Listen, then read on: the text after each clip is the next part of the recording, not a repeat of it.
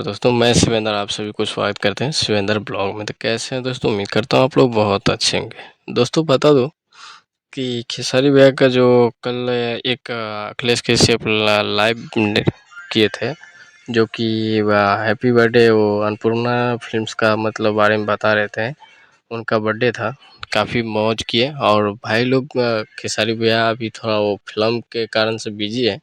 तो दोस्तों आप लोगों को बीच आज शाम को पोस्टर एक रिलीज होने वाला है देवी छठ गीत का, काफ़ी गजब का है। तो जैसे ही आप लोगों को आते हैं और सुनने में आ रहा है कि खेसारी म्यूजिक वर्ल्ड से आएगा, तो दोस्तों जैसे ही पोस्टर आता है तो आप लोगों को वीडियो के माध्यम से बता दिया जाएगा। तो भाई लोग ऐसे ही ढेर सारा प्यार देते रहिएगा दोस्तों, और ऐसे ही आप लोग शिवेंद्र ब्लॉग को सब्सक्राइब करके रखिए। चलते हैं, अगले वीडियो में मिलेंगे फिर से। अपना ख्याल रखिएगा।